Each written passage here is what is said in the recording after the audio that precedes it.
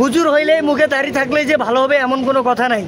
11 বছরের ছেলেকে বলাৎকারের ঘটনায় মাদ্রাসার শিক্ষক হাতে নাতে ধরা। দর্শক, এবার বিস্তারিত জেনে নেওয়া যাক মোহাম্মদ তৌকিরউদ্দিন আনিসের ভিডিও তথ্যচিত্রে। চট্টগ্রামের পতেঙ্গা স্টিল মিল বাজার এলাকায় ছাত্রকে বলাৎকারের ঘটনায় মাদ্রাসার শিক্ষককে হাতে নাতে ধরে উত্তম মধ্যম দিয়ে পুলিশে দিয়েছে জনতা। বুধবার রাতে নগরের স্টিল মিল বাজারের পাশে ওই হুজুরের বাসতঘর থেকে শিক্ষার্থীকে উদ্ধার করা হয়।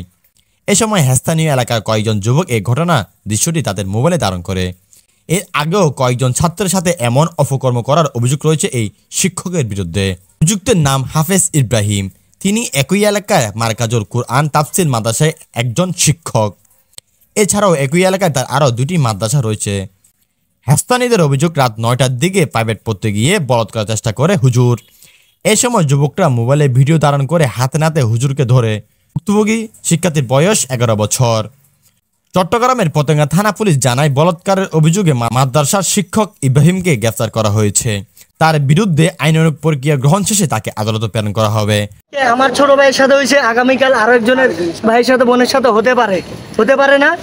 ওই জন্য সবাই আমরা খোঁজ খবর নেব, মানে সাবধানে থাকবো। তার কারণ হুজুর হইলে মুখে দাড়ি থাকলে যে ভালো হবে এমন কোনো কথা নাই। এদের মধ্যেও মনে করেন যে খারাপ থাকে, যেমন আজকে সবাই প্রমাণ পাইছে। ওই জন্য সবাই সাবধানের সহিত থাকবেন এবং ছেলে মেয়েকে ভালোভাবে খেয়ালে রাখবেন।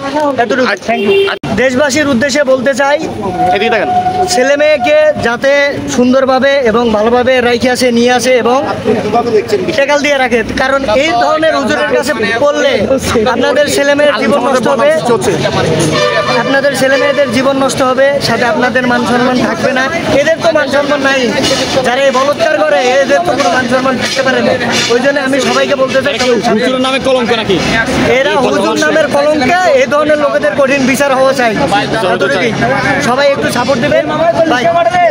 দর্শক, এই ছিল আমাদের কাছ থেকে সর্বশেষ খবর। দেশ বিদেশের সব খবর সবার আগে পেতে চোখ রাখুন সময়ের কথা অফিসিয়াল ফেসবুক পেজ ও ইউটিউব চ্যানেলে। উনি যেখানে ভাড়া থাকে আর কি, রুমে, তো ওখানে ওনার ওয়াইফ থাকে না? ওনার ওয়াইফ বাড়ি চলে গেছে। আমার ফুফাতো ভাই বলছে ওই রকম যখনই ওনার ওয়াইফ বাড়ি চলে যায় তখনই উনি আমাকে এভাবে জোর জবরদস্তি বাসায় নিয়ে আসে।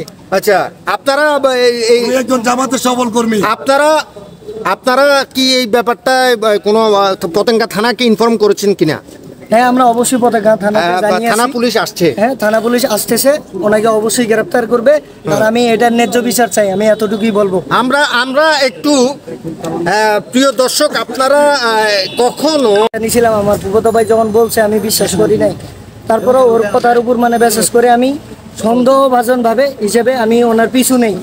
নেওয়ার পরে ওরা রুমে ঢোকার 5 মিনিট পর আমি বিল্ডিংয়ের ধার দিয়ে যে এক্সেস ছাদ থাকে ওই ছাদের ধার দিয়ে যে শেষের রুমে দেখি উনি আমার ফুফাতো ভাইরে অশ্লীলতা করতেছে।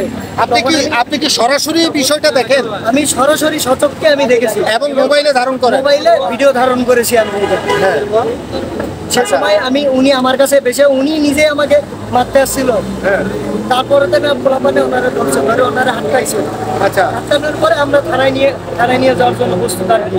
আচ্ছা, এই যে ওনার বিরুদ্ধে এই যে বলাৎকারের অভিযোগ, এটা শিক্ষক সাথে জামায়াতি করে আর কি।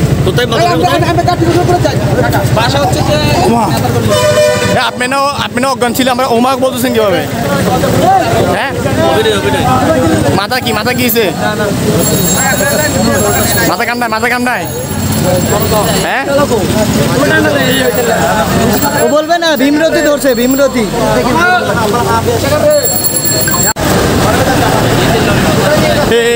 কথা বলতে ভাই, আপনি এই কাজ করছেন কেন ভাই? ভাই, আপনি অভিনয় কথা বলেন না। এর অপরাধ হচ্ছে ও একটা ছোট বাচ্চাকে নিয়ে যায় অশ্লীলতা বলাৎকার করছে আর কি। আমি নিজে দেখছি, আমি নিজে ধরছি ওকে, এখন নিতেছি ওকে, আমরা থানায় নেব। এই যে ঘটনার ভিডিওটি কিন্তু আসলে চাক্ষুষ প্রমাণ, একেবারে যে যখন এই অনৈতিক কর্মকাণ্ডটা তিনি আসলে করছিলেন বলাৎকারের মতো ঘটনা, তখন